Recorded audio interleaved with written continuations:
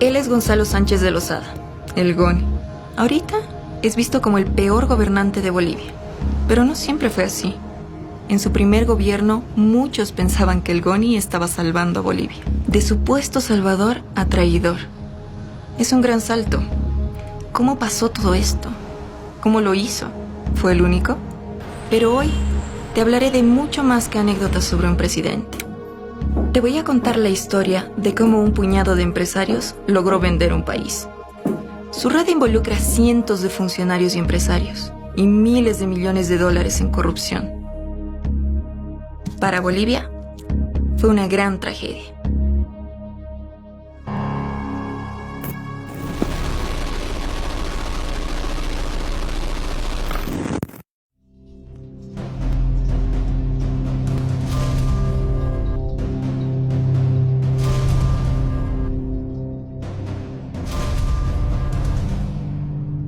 Nuestra historia comienza poco antes de 1985. Después de que el dictador Banzer renunciara gracias a las protestas sociales masivas, se habían sucedido un gobierno tras otro en el lapso de 3 años. El último de ellos, y el primero en ganar unas elecciones en más de 15 años, había sido Siles Zuazo, un civil de izquierda que tuvo que lidiar con una enorme crisis económica, con un Congreso en oposición y con la guerra económica que se imponía desde diversos frentes. Había un boicot económico, había ocultamiento de productos, algo similar a lo que ocurre actualmente en Venezuela. No había medicamentos, no había pan, el transporte urbano era caótico e insuficiente. Y entonces una posibilidad de gobiernos de izquierda y de una salida revolucionaria quedó anulada en el horizonte de expectativas de la población. Entonces quedaba el único camino las derechas.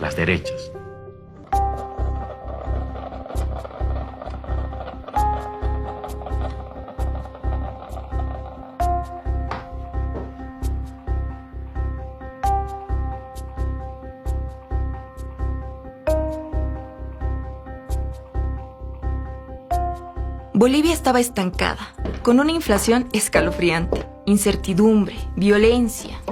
Y cuando las cosas se ponen mal, siempre aparece un Mesías, que dice que va a arreglar todas las cosas.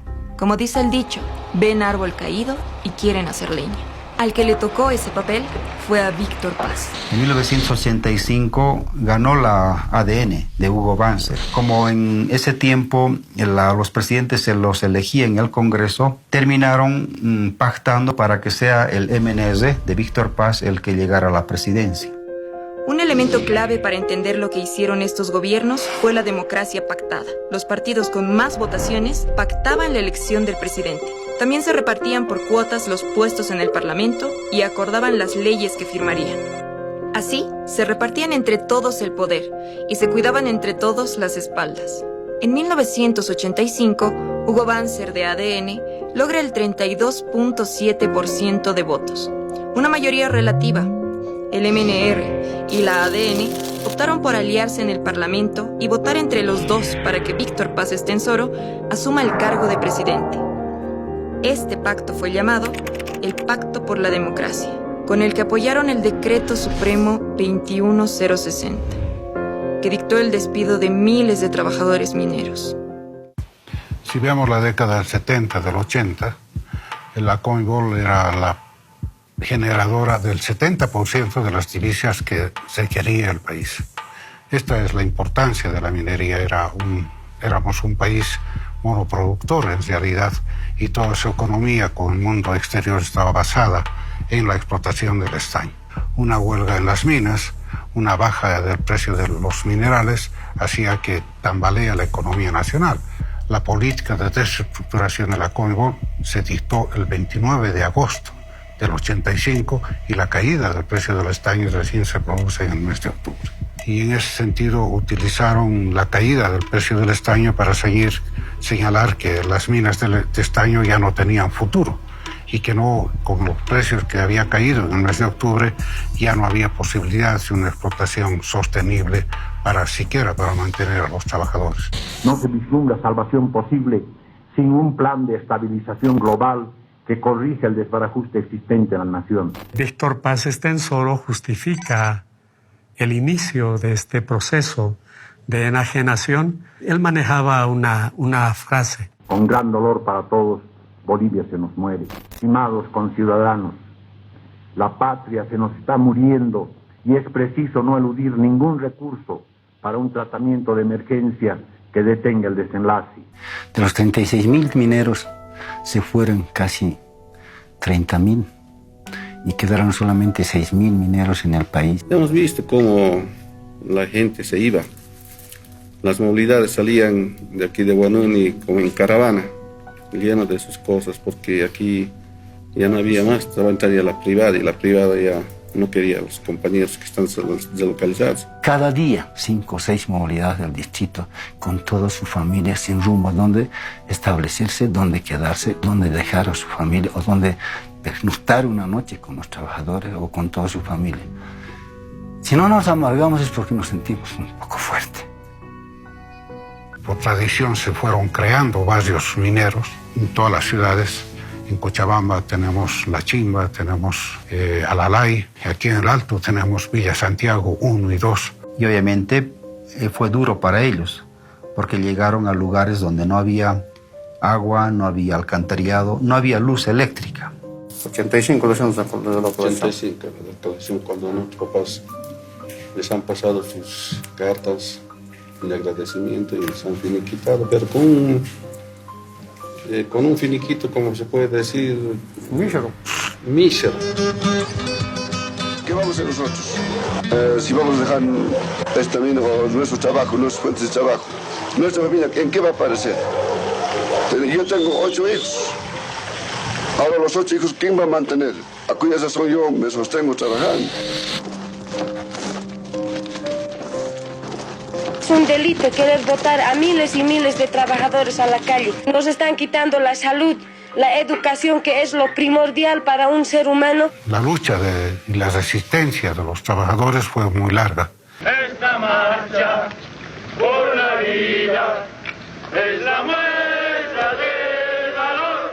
Pasado el estado de sitio, la Federación de Mineros planteó un plan de emergencia para la salvación de Comibol, y esto produjo la Marcha por la Vida.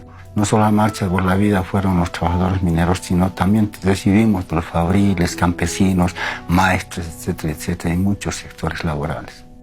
12.000 trabajadores movilizados en la carretera fueron cercados allá en Patacamaya, a la cabeza.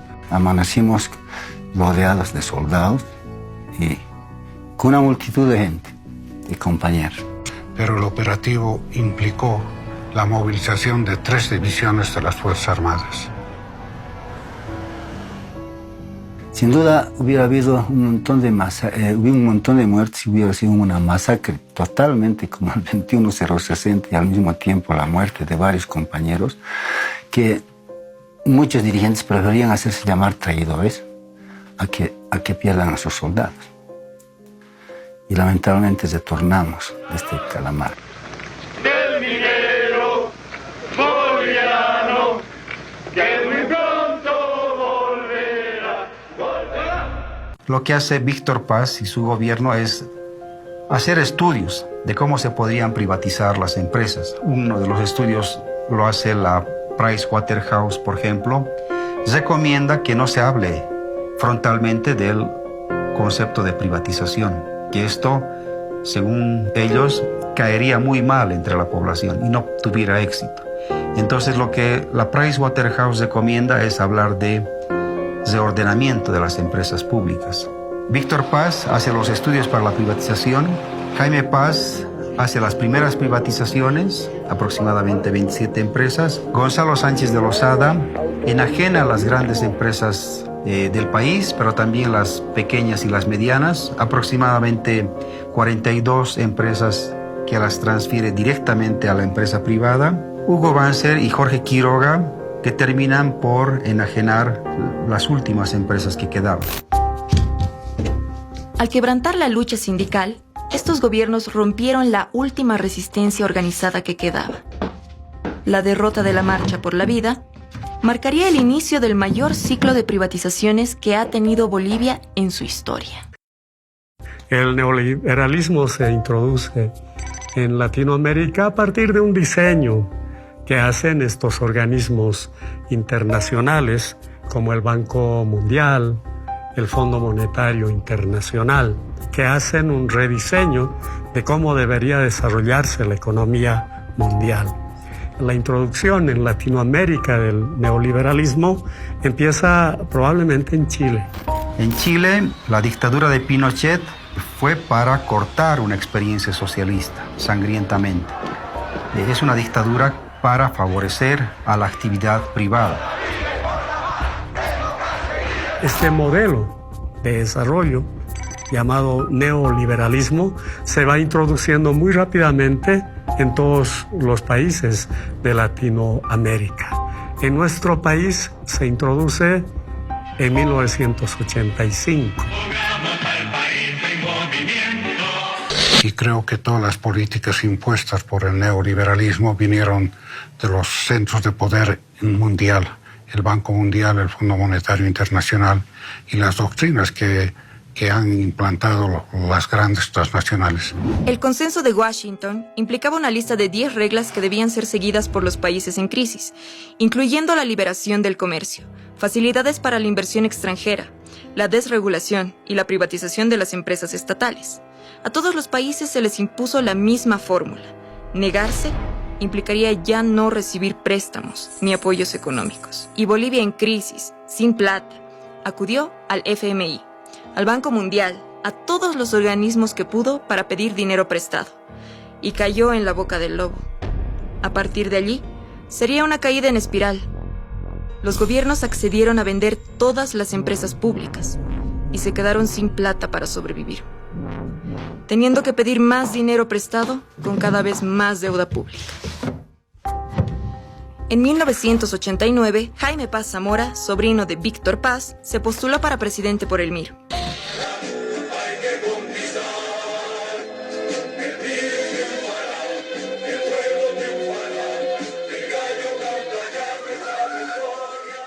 El proceso de privatización, que es el primer proceso de la enajenación, empieza con Jaime Paz Zamora. La enajenación es la forma en la que los gobiernos neoliberales aniquilaron las empresas públicas. Había 3 fórmulas: la privatización, la capitalización y el cierre de las empresas públicas. La privatización, que es la venta directa de las empresas públicas, sobre todo de las pequeñas y medianas, pertenecientes a los ministerios, a las prefecturas, las cortes y los municipios. Las cortes es una abreviatura para referirnos a las corporaciones de desarrollo departamentales. O sea que se crearon estas corporaciones para propiciar el desarrollo social, económico de los diferentes departamentos. Y Jaime Paz Zamora, a través de un decreto, dispone que todas las empresas de todas las corporaciones de desarrollo sean privatizadas. Ahí se destaca un personaje, desde mi punto de vista, nefasto. Samuel Doria Medina. Y él decía hay que aplicar la política bonsai al Estado boliviano. La técnica bonsai, así la llamó Doria Medina. Es una alegoría, como si las empresas del país se trataran de una planta. Dejarlas chiquitas para que por sí mismas dejen de funcionar. Asfixiarlas, cortarles todo, las inversiones, los gastos corrientes, las prestaciones, los salarios. Su explicación pareciera tan técnica, pero sus consecuencias fueron desastrosas. Entonces decía, todo se va a privatizar, absolutamente todo. Yo recuerdo algo que está escrito en un libro. Escribió Doria Medina y él asistió a una reunión del Club de París.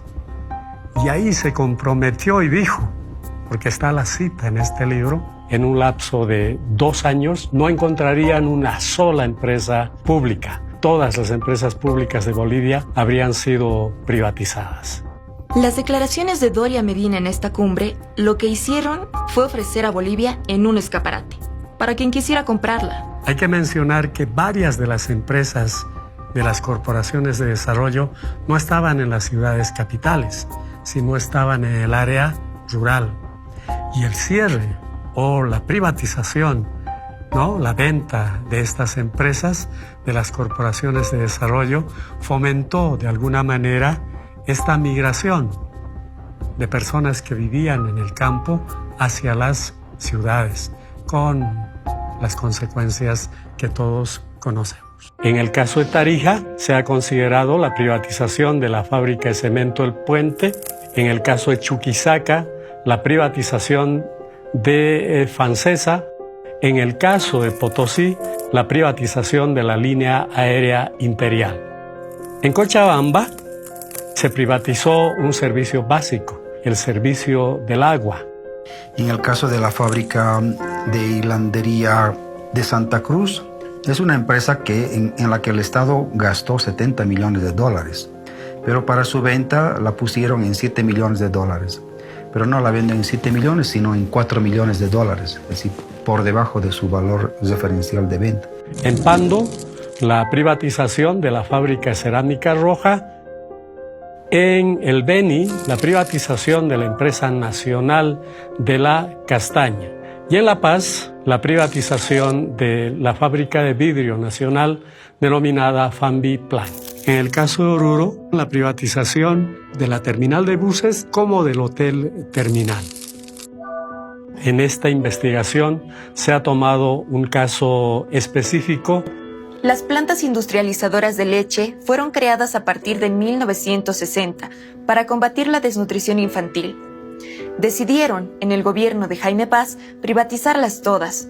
Las protestas sociales lo evitaron por varios años, hasta que lo consiguió el gobierno de Gonzalo Sánchez de Lozada.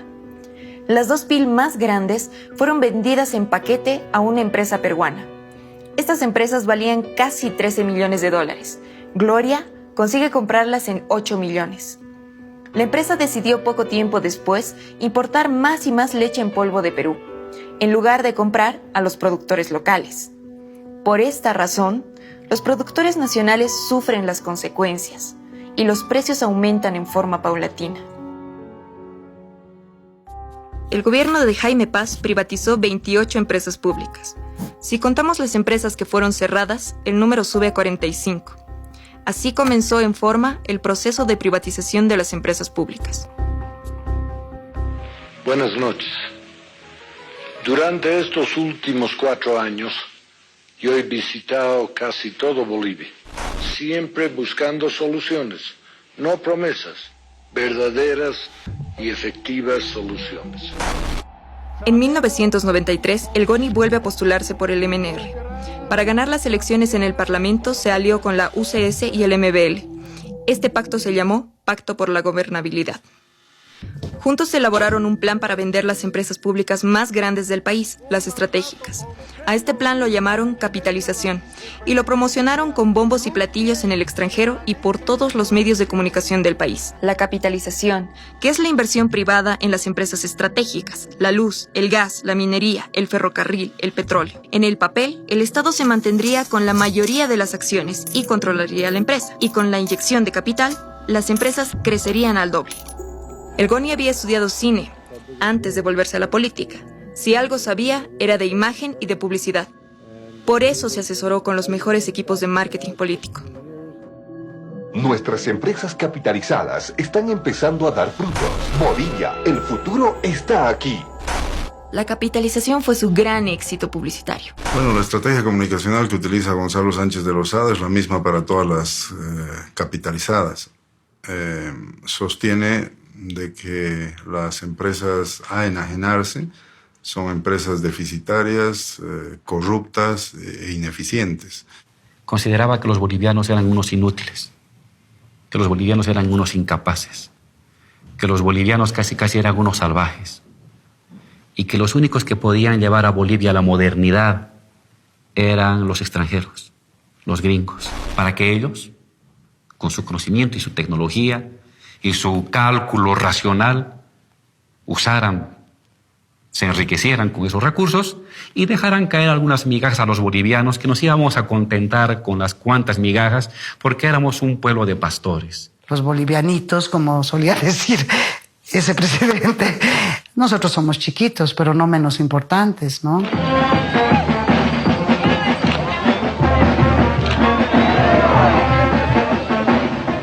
What I laugh about is you shampoo it, and then when you comb it, it's still full of this stuff. This is God's punishment to politicians in Bolivia. And you can't say anything except thank you. They rub it into your head. It's wishing luck. Incluso Gonzalo Sánchez de Lozada llega a ofertar de que Bolivia iba a crecer al 8% en su Producto Interno Bruto, cosa que obviamente no sucede.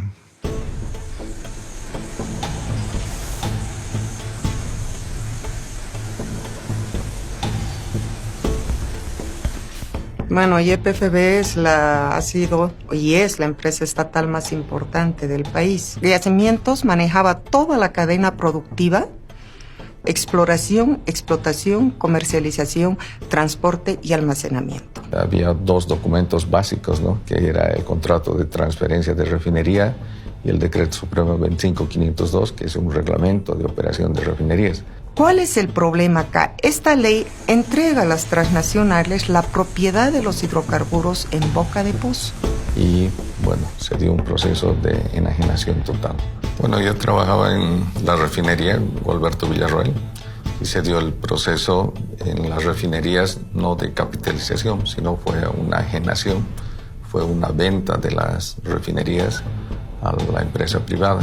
En este caso fue Petrobras la que compró las dos refinerías más grandes de Bolivia.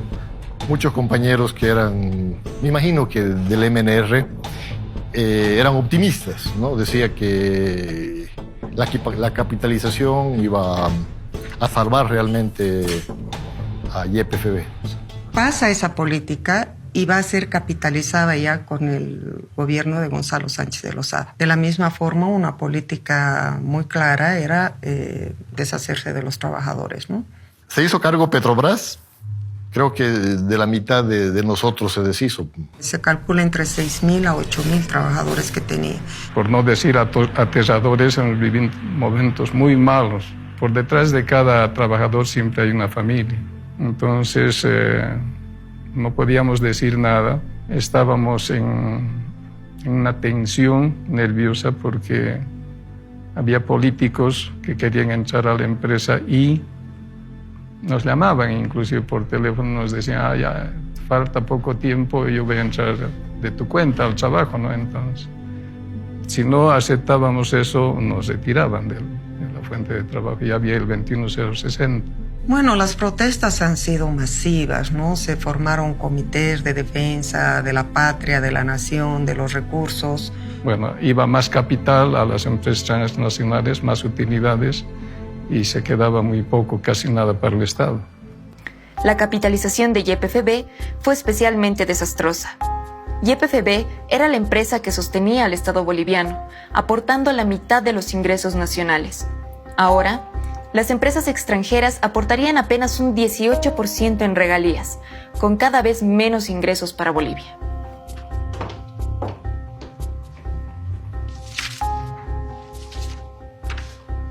Después de esto, el Estado se quedó sin plata.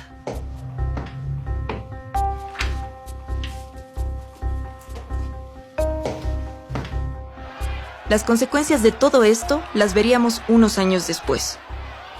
Por la venta de yacimientos, Manuel Morales Dávila interpone un juicio de responsabilidades al GONI por traición a la patria. Morales Dávila era un académico reconocido, pero era tan fuerte el poder del GONI que el encarcelado resulta ser nada menos que el propio Morales Dávila. El GONI incluso se burló de lo sucedido. Al fin y al cabo, estaría libre durante el resto de su vida. O casi.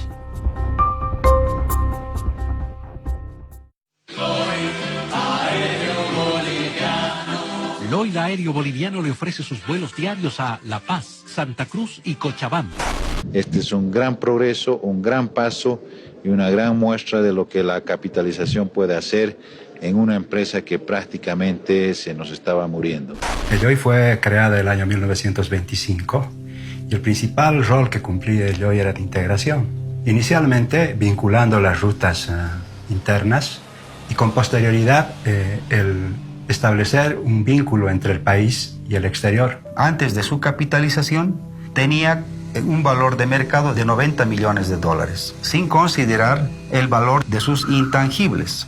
que según las consultorías que se contrataron en ese tiempo era de aproximadamente 30 millones de dólares. Es decir, una empresa que costaba aproximadamente 120 millones de dólares. Y establecieron que el valor en libros de esta empresa era 23 millones de dólares. Me acuerdo de estar también leyendo los periódicos de aquella época y ver cuántas movilizaciones había, ¿no? Cuántas movilizaciones hubo para que el Lloyd Aéreo Boliviano no pase a manos privadas. Era una empresa, orgullo nuestro, era la línea bandera, una de las empresas que mantuvo su nombre, el primer nombre más antiguo de empresas aéreas de Sudamérica. Tenía convenios y posibilidades de vuelo con muchísimos países, realmente una empresa potente. Cuando se ha capitalizado el Lloyd, yo ya era jefe de un departamento, entonces yo sabía que nosotros no le costábamos un centavo al Estado. Es más, el Estado le debía a la empresa. Con la sola presentación de una empresa se podía llevar adelante el proceso de capitalización. Y es VASP, una empresa que además con oscuros antecedentes, con un historial negro en el Brasil. Puedo influir ante la casa matriz de mi empresa sobre qué se debe hacer y cuál es el camino a seguir con el personal del Lloyd Aéreo Boliviano. Pero por favor, que se queden tranquilos. Esta es una época de desarrollo de la compañía y hay que pensar con el futuro y no con la historia del pasado. Pertenecía a la familia Cañedo y la familia Cañedo tenía ya antecedentes procesales en Brasil. Tenía procesos por haber malversado aproximadamente 800 millones de dólares. O empresário Wagner Cañedo foi preso hoje em Brasília. O empresário foi dono da companhia aérea VASP. Ahí yo me di cuenta que todos sabían que estos señores de la VASP eran unos pillos. Tanto así que inmediatamente que ellos se pusieron en el Lloyd, ya no nos dieron crédito. Eso, yo que era una pinche ejecutiva, que no era economista, que era comercial, ya me di cuenta. Yo llegué a mi casa y dije, aquí estoy en manos de pillos. Aún así, teniendo estos antecedentes delictivos, la familia Cañedo, propietaria de la VASP, se adjudicó la capitalización del Lloyd Aéreo Boliviano. El valor nominal de las acciones del LAV era de 20.53 dólares. El valor ofertado por acción es de 42.24 dólares. Superó en 20 dólares el valor en libras. Todos aquellos cronogramas que se habían establecido para cumplir con el aporte de capital del Brasil nunca se cumplieron, porque los mecanismos de control, los mecanismos de fiscalización no funcionaban. Prácticamente fue una mina de oro para ellos, porque empezaron a saquearla a la empresa, desmantelando inclusive los aviones, el stock de repuestos. Ellos no han sido capaces de poner un tornillo. En forma recurrente denunciaban de que varios repuestos que tenía el Lloyd Aéreo Boliviano, como turbinas u otros necesarios para la aeronavegación, salían de las despensas del Lloyd Aéreo Boliviano y se iban con destino a Brasil.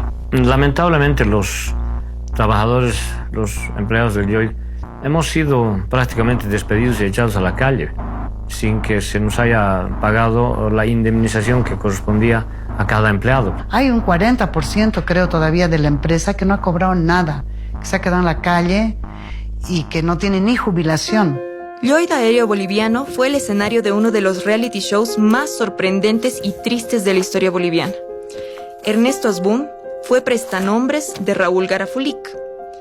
Garafulic lo usó de palo blanco para comprar muchas acciones del Lloyd sin que se enterara nadie. Pero Asbun decidió que si Lloyd estaba a su nombre, entonces él podía ser el dueño. Garafulic lo demanda. Pero, ¿qué éxito puede tener la defensa de una operación ilegítima? Asbun se hace con Lloyd y se autonombra presidente de la empresa. Es de que ahí llega el señor Asbun como intermediario de otro gran empresario. Y luego, aparentemente, este señor Asbun, dicen que le hace la jugada al otro empresario, a uno que tenía un apellido así medio eslavo. Y finalmente no hace lo prometido, que era reinvertir, invertir y todo, sino que agarra la plata igual en una maleta. Sin decir nada a nadie, desaparece con los millones de dólares que nos ha robado en su maletín. Y quién sabe, en esa época habían comentarios de que andaba paseando en las playas del Brasil.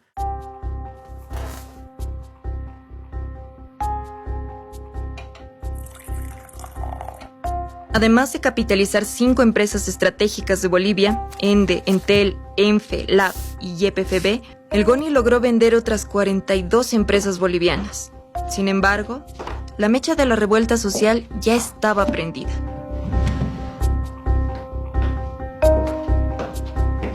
En 1997, Hugo Banzer gana las elecciones, para sorpresa de muchos.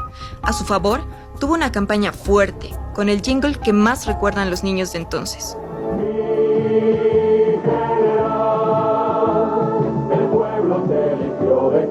Viene el gobierno de Hugo Banzer Suárez y Jorge Tuto Quiroga, y ellos deciden, descartamos la capitalización de Vinto, pero la vamos a privatizar. Por un lado, privatizar la fundición de estaño y por otro lado, privatizar la fundición de antimonio. Se inicia el proceso con una licitación a nivel internacional. O sea, gana esta licitación una empresa inglesa que se llamaba Allied Deals PLC y paga por ella $14 millones, 14,7. En realidad recibe de regalo, porque para el proceso de enajenación se contrata consultores, 4 millones, ¿no? Se paga beneficios sociales, 8 millones, ya son 12, ¿ya? Y se invierte en temas de medio ambiente. El año de la licitación, en 1999, 5 millones, 17 millones gastados para la privatización de Vinto. Y Vinto ha sido vendida en 14,7 millones. El valor mínimo de venta de la empresa metalúrgica Vinto Estaño era $41 millones. El viceministro de Minería en ese entonces denuncia que la empresa metalúrgica Vinto, que se ha entregado esta empresa en un precio menor al que debería tener y paralelamente renuncia al cargo de viceministro. Y cuando se la vendió no se tomó en cuenta el mineral que estaba en el circuito de la planta, que eso aproximadamente era $16 millones. Y algo parecido pasa con la fundición de antimonio. Esa fundición tenía como precio bajo, el más bajo, $2.600.000. Paribas, el banco de inversión, da un precio mínimo. ¿Y saben cuánto da el precio mínimo? $100.000. En su periodo, Banzer termina de vender casi todo el resto de las empresas públicas, incluyendo la concesión de CEMAPA, el servicio de agua de Cochabamba. Habría terminado de venderlas si no fuera por la crisis social que se extendió por todo el país, avivando las resistencias sociales.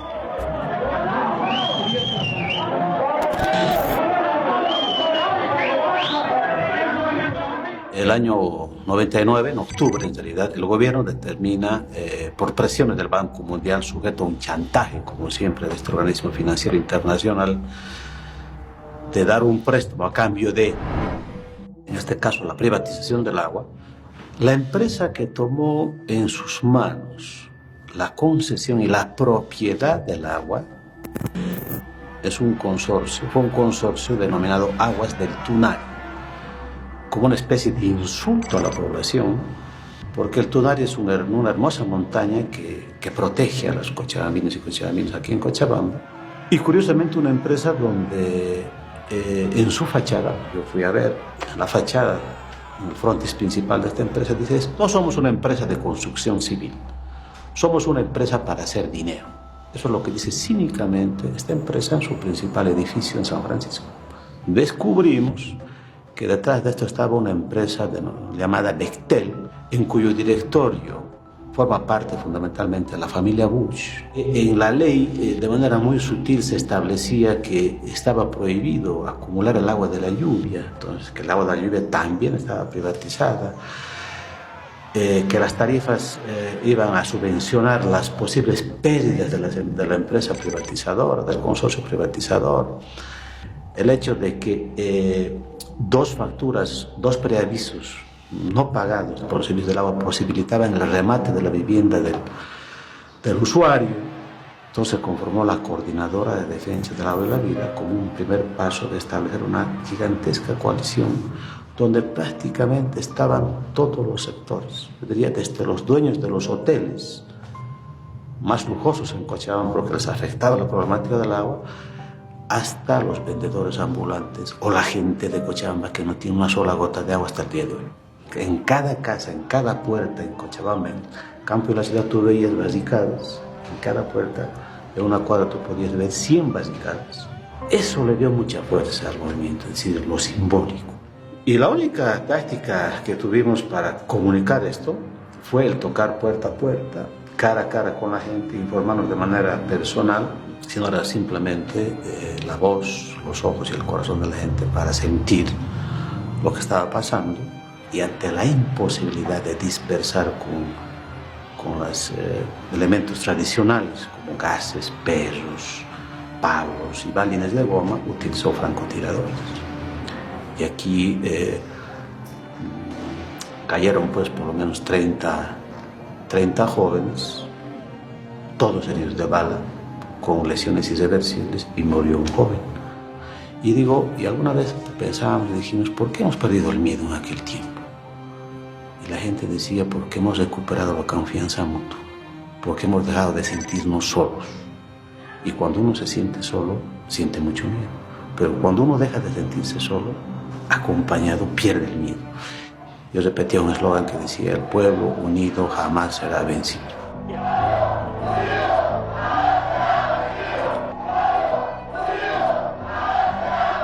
Pero el 10 de abril, cuando la gente gritaba, cuando 200.000 personas en el centro de la plaza y alrededor como medio millón gritaban, el pueblo unido jamás será vencido,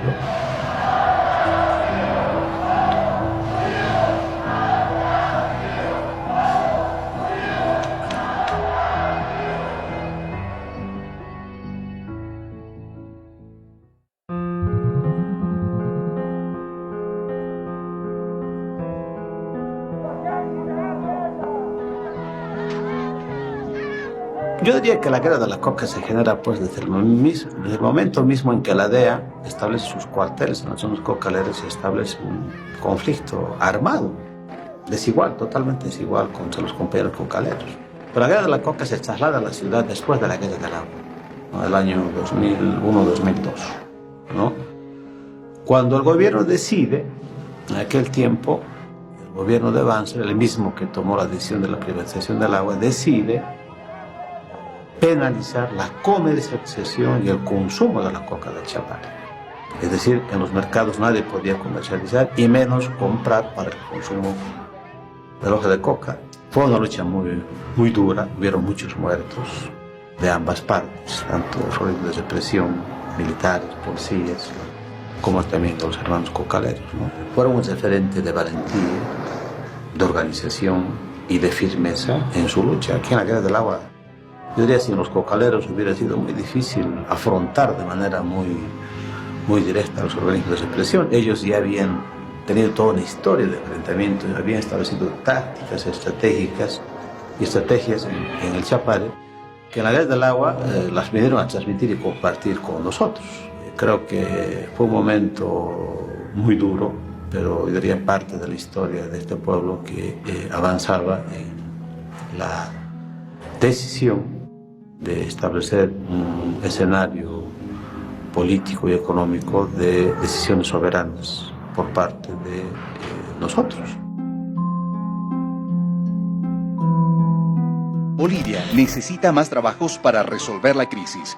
Goni y Carlos Mesa han firmado un contrato con los bolivianos que los compromete a construir una nueva carretera de norte a sur. El MNR logra una coalición con el MIR, a los que se suma UCS firmando el Plan Bolivia para un acuerdo de responsabilidad nacional. Con esta coalición, el Goni es elegido presidente y Carlos Mesa vicepresidente. Luego obtiene el apoyo de Nueva Fuerza Republicana, de Manfred Reyes.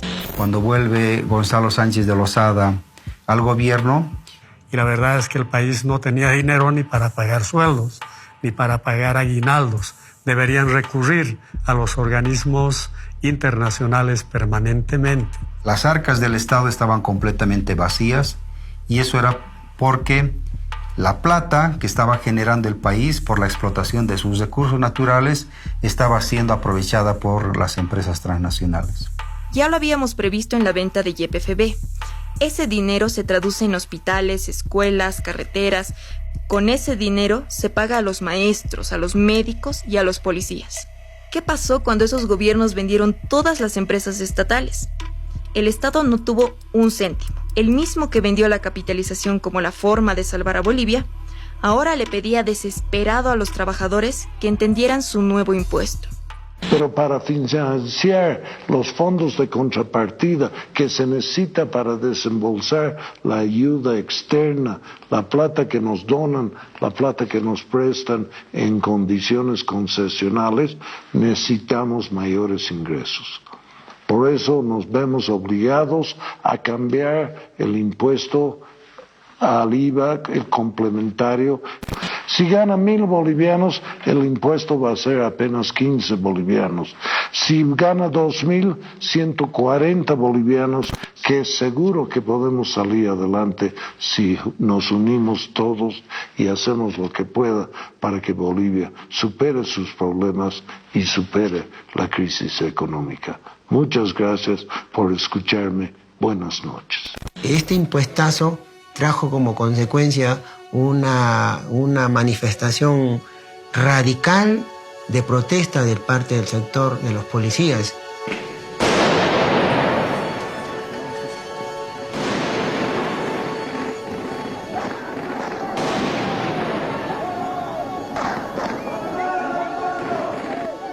Hay un enfrentamiento en la Plaza Murillo entre policías y soldados y el ejército, ¿no? El ejército que respaldaba a Gonzalo Sánchez Lozada y los policías que estaban reclamando que se les elimine ese impuestazo, ¿no? Estaba tendiendo a radicalizarse de tal forma que ya en 2003 el sector de los campesinos realiza un bloqueo. Pero bueno, en ese bloqueo en Guarizata el ejército mató a 5 personas, dentro de ellas a la niña Marlene de 8 años, una niña de 8 años que hoy día ya habría tenido 22 años. Esta masacre de Guarizata prácticamente era el prolegómeno, ¿no? El inicio de la guerra del gas.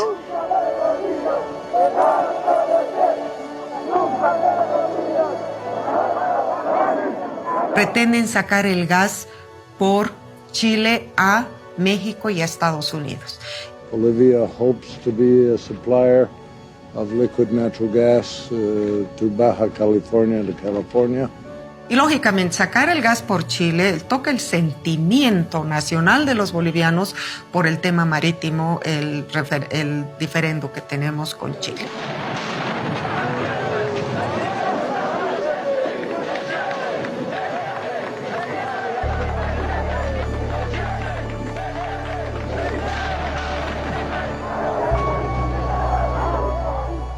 Y a partir de ese agravio histórico es que se fue construyendo una voluntad nacional popular, una voluntad colectiva de dignidad y de soberanía frente a esta decisión que estaba tomando Sánchez de Lozada. Un domingo, creo que no fue si el 10 o el 11 de octubre de 2003, ya a esa fecha La Paz estaba ya como 20 y tantos días de bloqueo. Bloqueo absoluto donde no circulaba ningún vehículo ni transporte. Y en consecuencia de ello no había gasolina, no había GLP, no había gas. Sánchez de Lozada y Sánchez Berzaín instruyen a la Fuerza Armada trasladar cisternas de GLP y de gas, de gasolina, desde Sencata a La Ceja para que puedan ingresar a la ciudad de La Paz.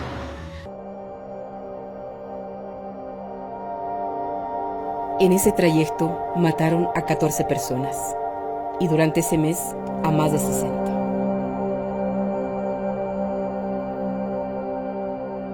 El error más grande fue que Sánchez Lozada deje el poder.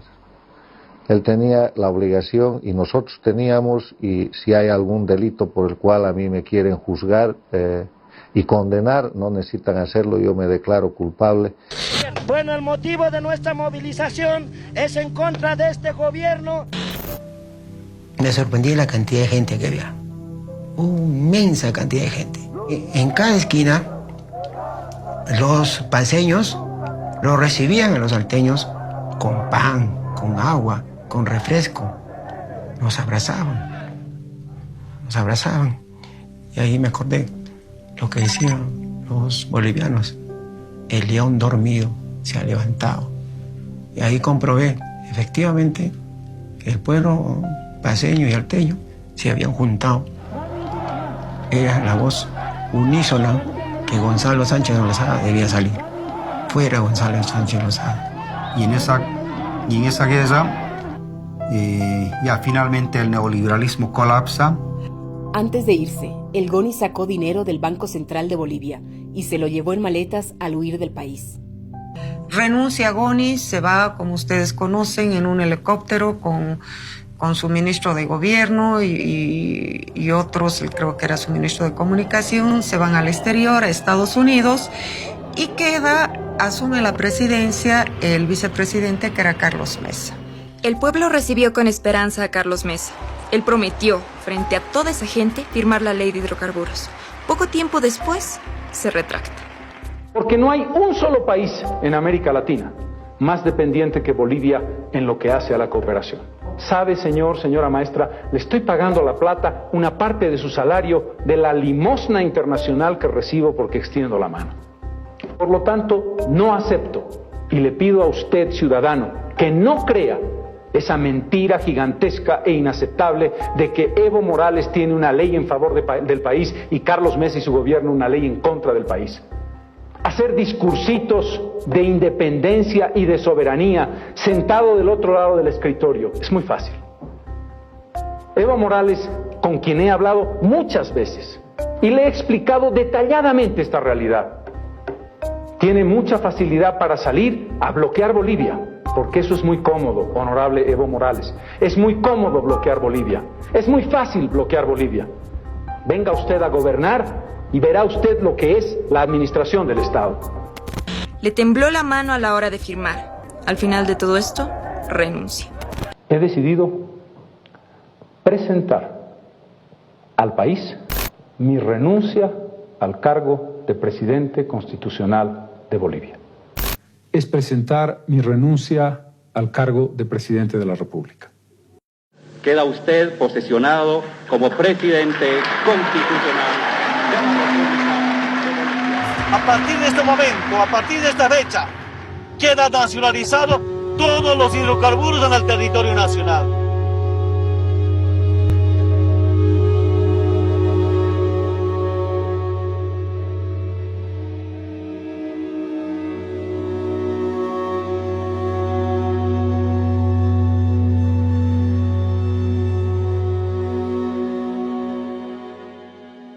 Después de haber investigado todo esto, nos dimos cuenta que era importante mencionar. Habían nombres y apellidos que se repetían, nos sonaban que ya los habíamos visto en otro proceso y como aquí se repiten. La participación de empresarios privados en la política nacional, como ministros, como viceministros. Hay varios casos, digamos, en los que viendo estas redes podemos identificar que se ha consolidado unos grupos empresariales muy fuertes, muy poderosos económicamente hablando, y es así, o sea, es una rotación muy común en las sociedades latinoamericanas. Y varios de esos personajes todavía están vigentes, viven alrededor de nosotros. Uno de los nombres que más destaca de los implicados es el exministro del gobierno de Jaime Paz Zamora, el señor Samuel Doria Medina. Doria Medina fue asesor económico de Jaime Paz Zamora y luego ministro de Planeamiento y Coordinación, desde donde coordinó la enajenación de gran parte de las empresas públicas. También era presidente de la Sociedad Boliviana de Cemento, S.A., de la cual también era el accionista mayoritario. Entre los socios de Soboce figuran Fernando Romero Moreno, ministro de Planeación y Coordinación, y casualmente socio del Citibank y el Grupo Visa, entre cuyos socios también figuraba GONI. Otro socio de Soboce fue Flavio Carlos Escobar Llanos, subsecretario de Desarrollo Socioeconómico, y fungió como representante legal de Doria Medina en la compra de FACEP, en la que también participó Susana Doria Medina Ausa, hermana de Samuel.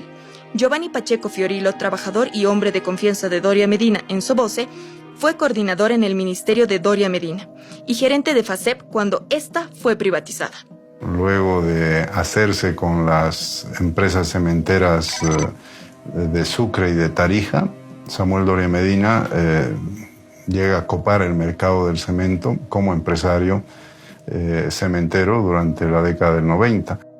Entonces el señor Ivo Kulgis, que fue ministro, pero también fue empresario de un medio de comunicación, en el mismo periodo en el que este empresario privado, dueño de uno de los medios de comunicación, que era la Red 1, está fungiendo como ministro de Gobierno de Economía, además del área de finanzas, una de las más importantes en el proceso de enajenación. Su hermano, el señor Tomislav Kulgis-Kushner, está como director en empresas capitalizadas, Transredes y Corani, si no me equivoco. Alfonso Rebollo Tenier, el propio ministro de capitalización del GONI, es hermano de Gabriel Rebollo Tenier, personero de Shell, tío de Edgar Sarabia Durnik, secretario de capitalización, y tío de Carlos Sarabia Durnik, gerente de Entel. Sánchez de Lozada era accionista de Comsur, que era un grupo minero bastante grande que después se lo vende a Sinchihuayra, que es una empresa dependiente de la multinacional Glencore de Suiza.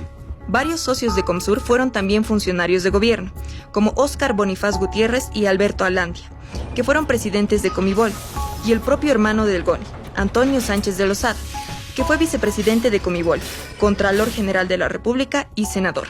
Pero además que ellos se aprovecharon o se apoderaron de yacimientos altamente rentables, prospectados, explorados y en funcionamiento que había dado la Comibol.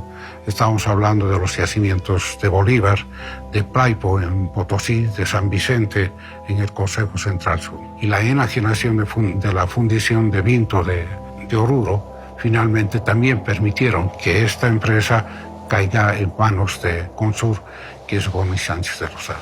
Fernando Salazar Paredes estuvo en el directorio de Guaracachi, en cuyo directorio también figuraba Susana Sánchez de Lozada, prima del GONI. Fernando Salazar fue representante legal de Allied Deals. Es la Allied Deals, una empresa inglesa cuyos orígenes son muy oscuros, pero es esta empresa la que se adjudica en principio. Después, vaya a saber por qué, esta abandona, se declara que entró en quiebra, que sus dueños estaban presos, y en estas circunstancias se aprovecha Gonzalo Sánchez de Lozada y su empresa Comsur para comprar Vinto. Entonces, si se dan cuenta, es una triangulación ahí muy llamativa entre los gestores de la enajenación, los beneficiarios, adjudicatarios de la enajenación y al mismo tiempo dueños de los medios de comunicación. Estamos hablando de ATV, que tenía como su accionista mayoritario el señor Raúl Garafulic Gutiérrez. El presidente del directorio de Canal 9 Paceña Televisión, don Raúl Garafulic. Por ejemplo, fue adjudicatario de la transportadora de energía eléctrica, la TDH, en sociedad con los españoles. Fue adjudicatario de la empresa privatizada, la hilandería de Santa Cruz, Hilancruz. Él, junto a sus hijos, conformaron una empresa pequeñita que se llamaba Santa Mónica Cotton para presentarse a la licitación pública y finalmente adjudicarse Hilancruz. Después de ser embajador en España y hacerse de sus contactos, este empresario consigue contratos en Bolivia para muchas transnacionales españolas: Iberdrola, Repsol, Santillana, Brisa. También Raúl Garafulic se convirtió en socio de los españoles que conformaron la AFP Previsión. Entonces aparece involucrado en una de las instancias privadas fundamentales del proceso de enajenación, que eran los que administraban las acciones de las empresas capitalizadas, ¿no? El fondo de pensiones. Y dentro de la AFP pues aparecen muchos otros nombres que él ponía en los directorios de las empresas capitalizadas, sus propios socios, sus propios hijos, etc. Uno de los más llamativos es el que fue vicepresidente de este país, vicepresidente en el gobierno de Jaime Paz, también en el acuerdo de la ADN y del MIR, el señor Luis Ocio Sanginés. También tenía un vínculo empresarial muy estrecho con Raúl Garafulic. Aparece en el directorio de una de las empresas privatizadas que se adjudicó Garafulic, que fue la transportadora de energía eléctrica. Aparece en el directorio de la capitalizada Entel y es director porque es nombrado por la AFP Previsión, en la que también fue parte de su directorio. Garafulic compró Hilancruz, después de lo cual la vende a Andrés Petricevic, ex ministro de Transporte y Obras Públicas. con quien compró también el periódico La Razón y fue director de la capitalizada empresa Chaco. Petricevic era accionista de AFP Pervisión, en donde fue director en 2002. Otros directores de la empresa fueron Carlos Kempf, Manfredo Kempf y Julio Kempf, quien también fue director de Ferroviaria Oriental.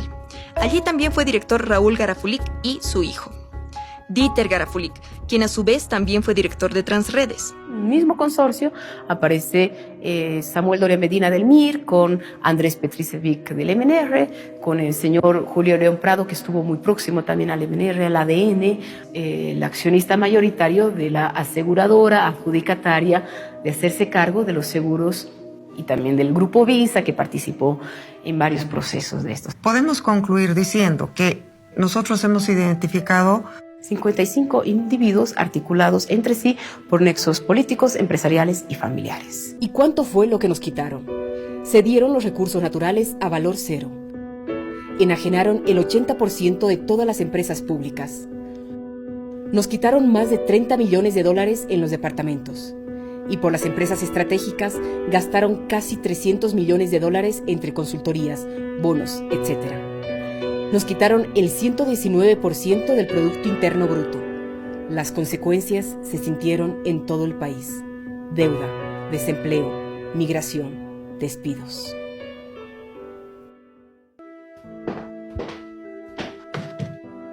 Perdimos en total 9.314 millones de dólares de entonces. Ahora serían más de 20.000 millones de dólares. ¿Cuánto se pudo haber aprovechado esa plata? ¿Cuánto perdimos realmente? ¿Cuántos despedidos, relocalizados, encarcelados, muertos? ¿Cuál es el precio de un país? Si tuviéramos la información que hoy esta comisión está brindándole al país respecto a los procedimientos que utilizaron, las redes de poder que armaron, los beneficios que lograron tener, las irregularidades que cometieron, muchos de ellos ya no harían política en Bolivia. La revolución democrático-cultural va a continuar y no va a continuar con nosotros, que ya somos una generación que hemos estado en un ciclo pasado, lucha contra las dictaduras. Nos ha costado conquistar este nuevo desarrollo para el país. Ha sido unos tiempos bastante de mucho dolor, Lo que ha costado crear empresas públicas que otorguen beneficio a los pueblos. Éramos un país que medía 9.000 millones de dólares hace 10 años. Hoy somos un país que mide 36.000 millones de dólares en Producto Interno Bruto. Hemos multiplicado casi por 4 el volumen de la riqueza boliviana. Y eso es básicamente haber recuperado el control del gas, del petróleo, de los minerales, de las telecomunicaciones, de la electricidad. Creo que defender los recursos naturales es vital para el pueblo boliviano porque es la manera de defender la soberanía y nuestra identidad nacional. Pero también el trabajar permanentemente la memoria. El saber adecuar el rescate de la memoria a las nuevas tecnologías, a los nuevos soportes, a las nuevas simbologías y al nuevo espíritu colectivo que prevalece en las nuevas generaciones. Y yo me doy cuenta ahora qué importante es conocer cómo se dieron las cosas. Porque si algo hay que aprender del pasado, es que los grandes errores que se han cometido no se los vuelva a repetir. Pero qué duro, y ojalá nunca, pero nunca nos vuelva a pasar. Ojalá no abramos ni así la puerta, porque ahora ya siento yo que la puerta ya está la pata metida ahí. Y privatización, reitero, no solamente es un despojo de algo material, de algo que afecta a la vida de la gente, sino también privatización significa el querer borrar la historia, tu memoria.